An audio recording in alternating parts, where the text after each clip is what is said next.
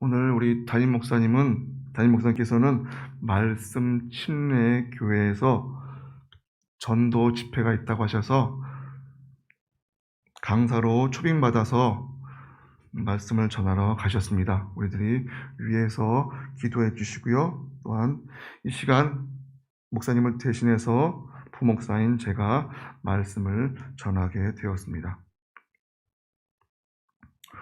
오늘 말씀 베드로전서 2장 11절로 12절 말씀 우리 다시 한번 다 같이 한번 보았으면 좋겠습니다. 다 같이 한번 함께 합독하시겠습니다. 사랑하는 자들아, 나그네와 행인 같은 너희를 권하노니 영혼을 거스려 싸우는 육체의 정욕을 제어하라. 너희가 이방인 중에서 행실을 선하게 가져 너희를 악행한다고 비방하는 자들로 하여금 너희 선한 일을 보고 권고하시는 날에 하나님께 영광을 돌리게 하려 함이라. 아멘. 오늘 말씀의 제목은 하나님 백성의 삶, 하나님 백성의 삶이라는 제목으로 말씀을 전하기를 원합니다. 세상에는 세 종류의 사람이 있다고들 하죠. 꼭 필요한 사람, 또 한 사람은 있어도 되고 없어도 되는, 어떻게 보면 50점의 사람이라고 할 수 있을 것입니다. 중간 정도의 사람이 있습니다. 그리고 마지막으로 어떤 사람이 있을까요? 그 자리에 있어서는 안 되는 그런 사람이 있죠. 꼭 필요한 사람, 있어도 되고 없어도 되는, 그리고 마지막으로 오히려 이 사람이 오면 그 자리가 껄끄러워지고 환영받지 못하는 그런 사람이 있다는 것입니다. 우리 모두는 어디에서나 꼭 필요한 사람이 되기를 주님의 이름으로 축복합니다. 우리가 살아가면서 나는 누구이고 무엇을 하며 또 여긴 어디인지를 분명히 알고 살아야 합니다. 삶에서 나 자신의 정체성을 이해하지 못하면 어떻게 살아가야 하는가에 대해서 방향을 잡을 수가 없고요. 또한 어디로 가고 무엇을 위해서 살아가야 하는지에 대한 혼란이 온다는 것입니다. 한마디로 말해서 정체성에 따라서 인생이 달라집니다. 특히 믿는 우리들은 자신의 정체성을 알지 못하면 신앙생활이 불가능합니다. 신자됨의 정체성을 이해할 때 신앙의 길이 보여지고 또 내가 어디로 달려나간지를 알 수가 있다는 것입니다. 오늘 베드로 사도는 본문 11절에 신자의 정체성을 확인해 주고 있습니다. 사랑하는 자들아, 나그네와 행인 같은 너희를 권한다고 말씀하고 있습니다. 여러분, 나그네가 무슨 뜻입니까? 무슨 뜻이죠? 나그네. 사전적 의미를 보니까 잠시 머물다가 지나가는 사람이라고 되어 있습니다. 근데 오늘 본문 말씀에 나오고 있는 이 나그네는 이국 땅에서, 다른 나라 땅에서 살고 있는 외국인이라고 통칭하고 있습니다. 또한 행인이란 말이 나오고 있는데요. 여기서 행인이란 다른 지방에서 잠시 동안 체류하는 방문객, 여행객을 뜻한다고 합니다. 무슨 말입니까? 지금 살고 있는 곳은 임시고 진짜 집이 아니라는 것을 말씀해 주고 있습니다. 이 세상에 속하여 살고 있지만 잠시 속해 있는 것이고 우리들은 모두 천국 백성이라고 말씀해 주고 있습니다. 그렇습니다. 세상 속에서 우리 믿는 사람들의 신분과 위치를 확인해 주고 있는 말이 바로 나그네와 행인이란 말입니다. 우리는 이 나그네와 행인은 어디를 향해 가고 있는 사람을 뜻하기도 하죠. 다시 말해서 목적지에 도착한 사람들이 아니란 것입니다. 목적지가 분명히 있는, 목적지가 따로 있는 사람들이 바로 나그네이고 행인입니다. 여기에 살 것이 아니고 가야 할 곳이 있는 자라는 것입니다.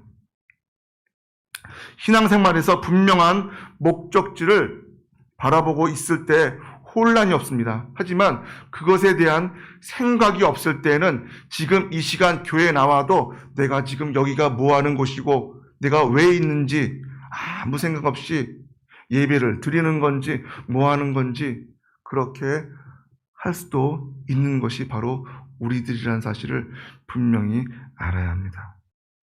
만약 목적지를 놓치거나 희미해진다면 신앙의 길을 잊어버릴 수밖에 없습니다. 한마디로 영적 고아가 된다는 것이죠. 그렇습니다. 우리는 이 세상에서 잠시 머물고 사는 존재라는 것을 잊어서는 안 될 것입니다. 이 땅에서 영원히 있는 사람은 아무도 없습니다. 어느 나라의 왕이든 대통령이든 고관대작이든 상관할 것 없이 어느 누구든 이 지구에서 기껏해야 100여 년 정도 잠시 머물다가 사라지는 존재라는 것을 우리들은 알아야 합니다. 지금 우리들이 서울 혹은 경기도에 살고 있지요. 하지만 그것이 살고 있는 것이 영원한 삶이 아니라 잠시 머물고 있다는 사실을 우리들은 분명히 알아야 합니다. 그렇습니다. 진짜 내 집이 아니라는 것이죠. 진짜 내 집은 하나님 나라에 있음을 우리들이 알아야 합니다.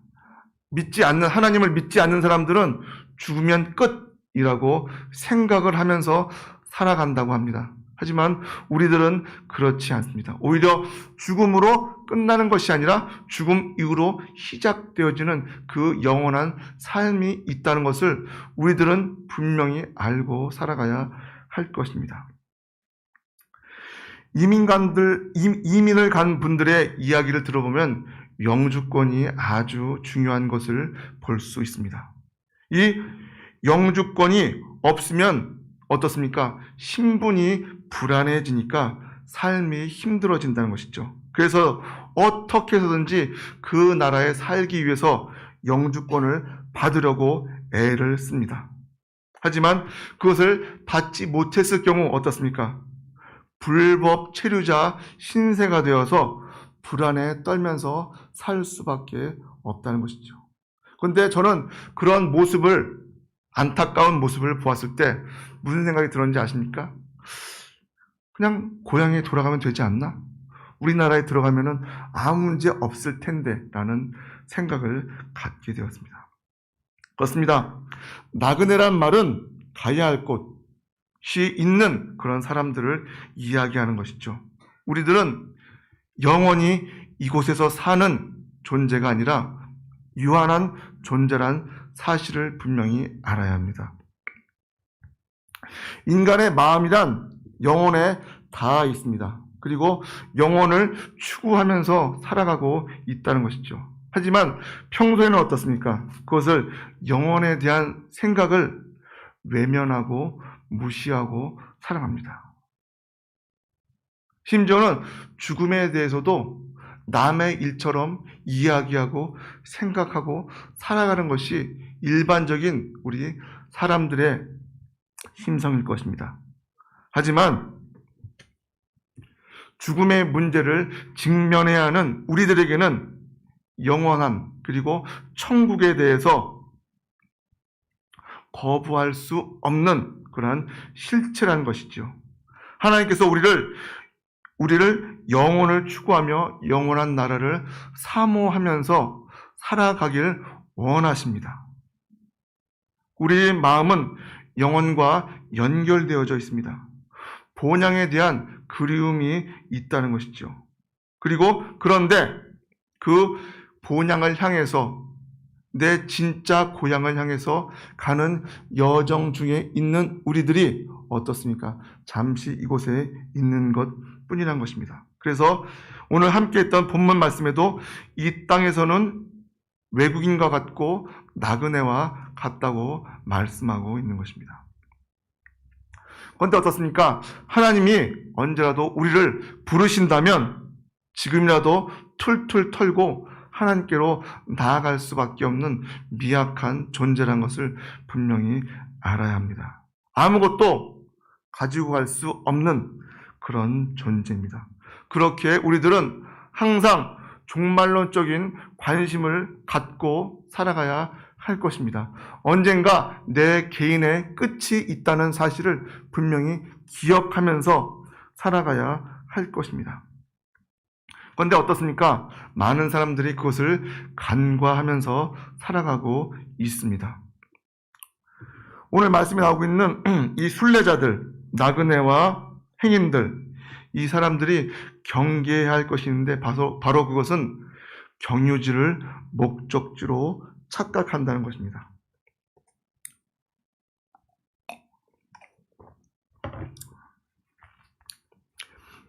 나의 목적지는 미국의 워싱턴인데 워싱턴을 가는 그 중간에 LA 공항에 머물렀더니 LA 공항이 너무 괜찮은 거예요. LA가 너무 괜찮네? 여기서 한번 살아볼까? 라고 하면서 머물러 있어서는 안 된다는 것이죠. 현실이 아무리 좋더라도 그곳에서 만족하면 안 되는 것입니다. 더 나은, 비교할 수 없는 영원한 나라가 있다는 그 사실을, 그 소망을 갖고 살아가야 한다는 것입니다. 그런 것에서부터 우리의 신앙이 출발된다는 것을 명심하시기 바랍니다. 그 영원한 나라에 대한 기대감 그리고 사모함을 놓치면 신앙에 대한 끈을 놓을 수밖에 없고 믿는 자나 믿지 않는 자나 별반 다를 바 없이 살아갈 수밖에 없는 존재가 된다는 것입니다. 오늘 말씀에 보면 우리들이 이 세상에 살면서 어떻게 살아가야 하는지에 대한 하나님 백성으로서의 그 행실을 어떻게 해야 되는지에 대해서 말씀해 주고 있습니다. 첫 번째는 우리 영혼의 문제입니다. 이 땅을 살면서 주목해야 할 것이 바로 영혼의 상태이지요. 영혼을 잃어버린 삶은 있을 수 없습니다. 11절에 사랑하는 자들아 나그네와 행인 같은 너희를 권하노니 영혼을 거슬려 싸우는 육체의 정욕을 제어하라고 말씀하고 있습니다. 육체의 정욕이 무엇입니까? 육체의 정욕은 나그네가 목적지로 가기 위한 그 방향과 그 모든 것을 전심전력을 향해서 나아가기 위하는데 방해가 되어지는 방해물이라고 할 수 있습니다. 내가 지금 스쳐 지나가야 할 곳을 그것이 목적지라고 착각하게 만드는 것이라는 것이죠. 그러므로 믿는 우리들에게는 중요한 것은 자신의 영혼을 놓치지 말아야 합니다. 영혼을 잃어버리게 된다면 영원을 잃어버릴 수밖에 없습니다. 영혼을 놓치면 방향을 잃게 되고 자기의 갈 바를 알지 못하고 맴돌 수밖에 없다는 것입니다. 그렇다면 육체의 정욕을 우리들이 어떻게 하면 다스릴 수 있을까요? 먼저 육체의 정욕이 무엇입니까? 영혼을 보지 못하게 하는 그리고 당장에 만족하게 함으로써 하늘나라를 천국을 바라보지 못하게 하는 그런 존재라는 것이죠. 사탄은 어떻게 해서든지 우리 인간들에게 육체의 정욕을 놓아서 우리의 영혼을 결코 천국에 들어가지 못하게 만든다는 것입니다. 베드로전서 4장 3절에 너희가 음란과 정욕과 술취함과 방탕과 향락과 무법한 우상 숭배를 하여 이방인의 뜻을 따라 행한 것은 지나간 때로 조카도다라고 말씀하고 있습니다. 우리들이 주님을 믿기 전에는 내 마음대로 술 마시고 할 거 다 하고 정말 심지어는 가정도 돌보지 않고 자기 마음대로 그렇게 살았겠지만 그것은 그러한 것이 뭐라고요? 우상숭배라고 말씀하고 있습니다. 그리고 이방인의 뜻을 따라 행한 것은 지나간 때로 족하다고 말씀하고 있습니다. 더 이상 거기서 멈추라고 말씀하고 있는 것이죠. 하나님이 주신 우리들에게 인간들에게 주신 기본적인 욕구가 있습니다. 식욕이 있고요. 성욕이 있고요. 그런 기본적인 욕구들이 다들 인간에게는 누구나 있습니다. 하지만 문제는 무엇입니까? 육체의 정욕은 그런 기본적인 욕구에 만족하지 않고 탐욕에 불을 지펴서 어떻게 됩니까? 더욱 더 많은 것을 원하고 요구하고 심지어는 그것을 위해서 살아간다는 것입니다. 만족하는 것으로 만족함이 없이 계속해서 쌓아놓고 산다는 것입니다. 한국 사람들은 먹는 걸 참 좋아하죠. 그래서 어떻습니까? 먹는다는 표현이 너무 많이 우리 일상에 쓰이는 것을 보게 됩니다. 먹는 것을 좋아해서 겁을 먹기도 하고 또 욕을 먹기도 하고 내가 힘들다고 해서 애를 먹기도 합니다. 또한 덥다고 해서 더위도 먹고 심지어는 남을 사기칠 때 뭐라고 합니까? 등을 쳐먹는다고 이렇게 이야기하는 것을 볼 수 있습니다.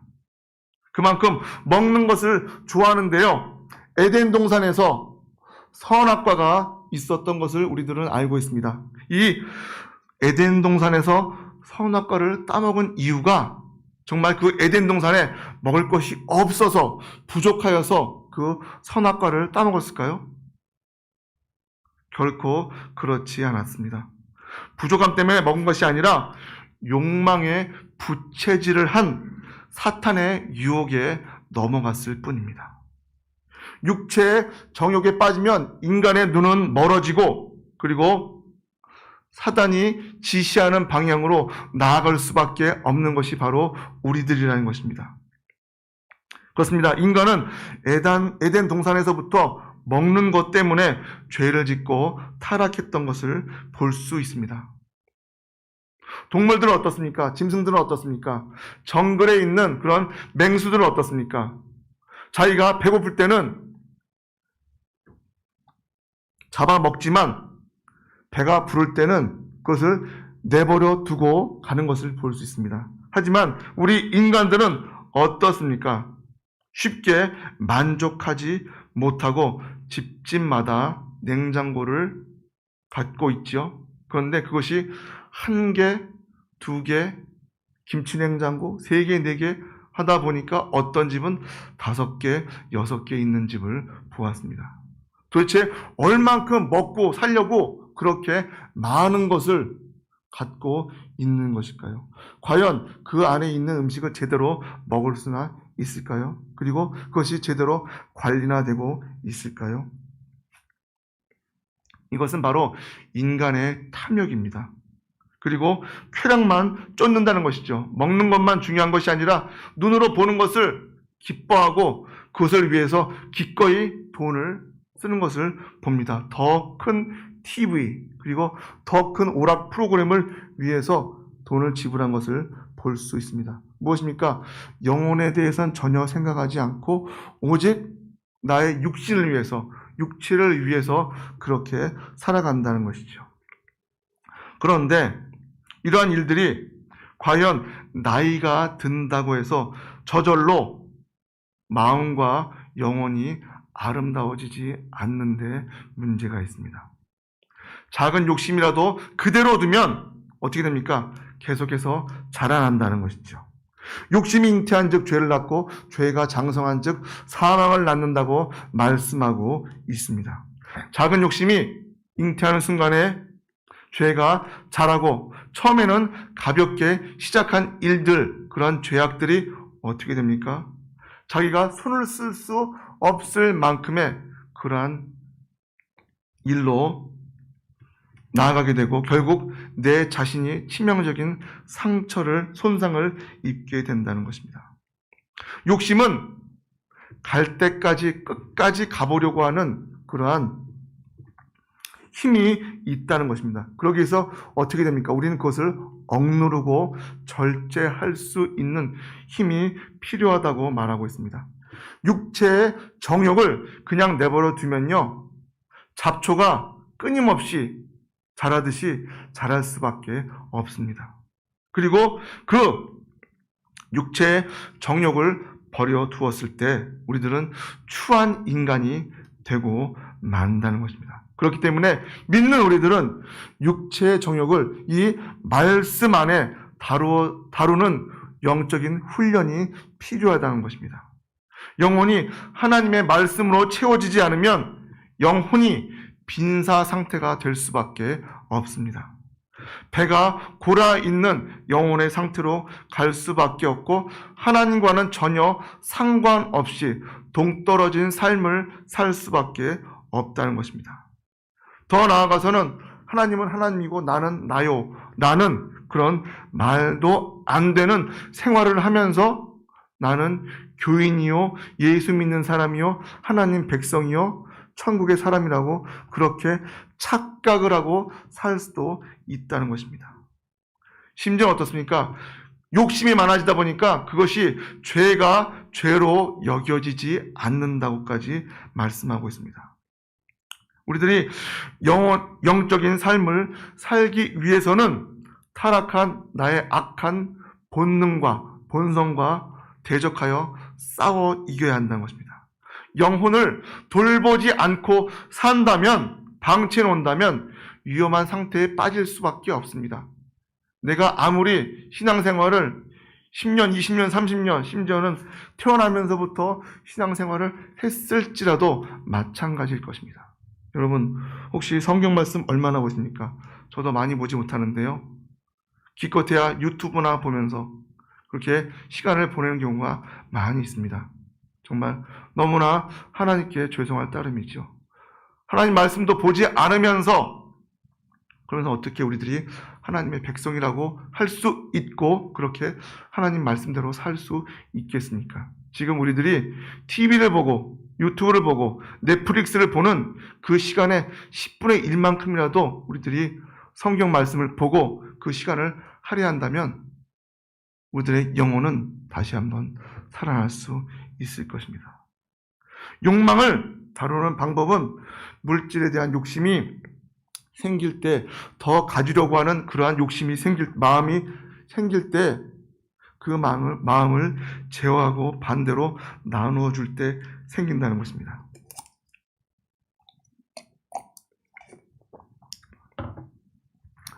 우리 인간의 마음은 어떻습니까? 99개를 가진 사람이 1개 가진 사람의 것을 뺏어서 100개로 채우려고 하는 것이 바로 우리 인간의 악한 습성입니다. 그렇기 때문에 우리들이 그 습성의 노예가 되어서는 안 될 것입니다. 움켜쥐는 것이 아니라 나눌 때, 내가 가진 것을 나누어 줄 때 하나님께서 주시는 풍성함을 누릴 수 있게 된다는 것입니다. 영성훈련의 초점은 채우는 것이 아니라 비우는 것부터 시작되어짐을 우리들은 분명히 알아야 합니다.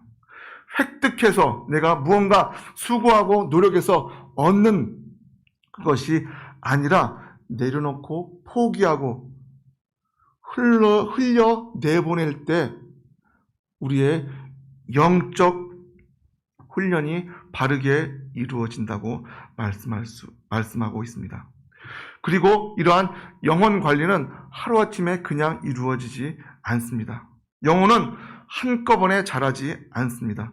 오랜 시간 동안 지속적으로 해야지만이 나타날 수가 있다는 것이죠. 하루아침에 주변 사람으로부터 존경을 받을 수 없습니다. 하루아침에 어떻게 이웃집 혹은 내 지인들에게 칭찬과 존경을 받을 수 있겠습니까? 내가 하루하루 오랜 시간 동안 지속적으로 쌓아 올렸을 때 그 이웃과 친구와 친척과 내 지인으로부터 존경을 받을 수 있고 그러한 위치에 설 수 있게 된다는 것입니다. 우리는 죄의 유혹 앞에 금세 무릎을 꿇을 수밖에 없는 연약한 자들입니다. 하지만 우리들이 그것에 굴복하는 것이 아니라 정말 내 육체는 썩어 없어질지언정 내 영혼은 하나님 앞에 간다는 그 사실을 분명히 알고 우리들이 바른 올바른 삶으로 나아가야 한다고 말씀하고 있습니다. 육체의 정욕을 제어할 수 있는 우리들이 되어야 할 것입니다. 그러기 위해서는 뭐라고요? 영혼이 깨끗해져야 한다는 것이죠. 영혼의 그릇이 더러워진다면 하나님의 복을 받을 수가 없습니다. 그렇잖아요. 우리들이 누군가에게 뭔가를 주려고 하는데 혹은 경험해 보셨을 것입니다. 식당에서 상대방에게 물을 따르려고 하는데 그 물컵에 뭔가 이물질이 들어있을 때 그 이물질 들어있는 것을 본 상태에서 물 따라주면서 권하는 사람이 있습니까? 아니죠. 그 컵을 뭔가 이물질을 버리든지 아니면 컵을 교체를 해서 물을 따라 주듯이 우리의 영혼도 마찬가지로 영혼이 깨끗함으로 나아가야 한다는 것입니다. 하나님 앞에서 우리의 영혼을 조심스럽게 내려놓고 조심스럽게 다루어야 한다는 것입니다. 육체의 욕망을 하나님의 말씀과 은혜로 다루지 못한다면 결코 세상에서 승리할 수 없다고 말씀하고 있습니다. 그렇게 우리들은 내 영혼을 관리하는 정원사와 같아야 한다는 것입니다. 더 나아가서 그 영혼의 문제가 해결되어졌다면 12절 말씀에 행실을 선하게 갖고 살아가라고 말씀하고 있습니다. 그리스도인들이 세상에 믿지 않는 자들로부터 욕을 먹는 일들이 2022년에만 있었던 것이 아니라 바로 베드로 사도가 있었던 그때에도 있었던 것 같습니다. 사람들이 무엇을 보고 비방했을까요? 베드로전서 2장 1절에 이렇게 말씀하고 있습니다. 그러므로 모든 악독과 모든 기만과 외식과 시기와 모든 비방하는 말을 버리라고 말씀하고 있습니다. 무슨 말입니까? 그 당시에 살던 예수 믿는 자들도 오늘 우리를 살아가는 우리들과 마찬가지로 악독과 기만과 외식과 비방을 하면서 살아갔다는 것이죠. 그리고 그러한 모습을 예수님을 알지 못하는 믿지 않는 이방인들이 쟤네들은 예수님을 믿는다고 하면서도 저런 모습으로 살아가고 있구나 라고 부정적인 모습 그리고 우리 믿는 자들의 이중성들을 바라보고 그렇게 이야기했다는 것이죠. 베드로는 이런 비방받을 일을 하지 말고 이방인들이 하나님께 영광을 올려드리게 하라고 말씀하고 있는 것입니다. 그렇습니다. 순례자인 우리들은, 나그네인 우리들은 우리의 행실이 바르게 되어서 우리의 모습을 보고 세상 사람들이 하나님께 영광을 돌리게 해야 하는 사명을 갖고 있는 사명자라는 것입니다. 지금은 많이 그런 것이 없었지만 예전에 어떻습니까? 차 뒤에다가 십자가를 이렇게 스티커를 붙이거나 혹은 아파트에다가 교패를 붙이기도 하지요. 혹은 어떻습니까? 주일날 예배를 마치고 성경을 딱 내 품에 끼고 걸어가는 모습을 볼 수 있습니다. 무슨 말입니까? 나는 예수 믿는 사람입니다 라고 보여주는 것이죠. 자, 과연 그런 모습을 통해서 우리들의 모습이 세상 사람들에게 노출되어지는 것입니다. 그렇다면 노출된 나, 예수 믿는다는 것을 보여준 나의 행실은 어떻게 해야 할까요? 분명히 믿지 않는 하나님을 알지 못하는 사람들과의 삶과는 전혀 다른 동떨어진 삶으로 나아가야 한다는 것입니다. 우리나라의 기독교가, 이 교회가 들어오기 전까지만 해도 어떻습니까? 정말 너무나 어렵고 힘든 그런 무지한 그런 세상이었던 것을 알 수 있습니다.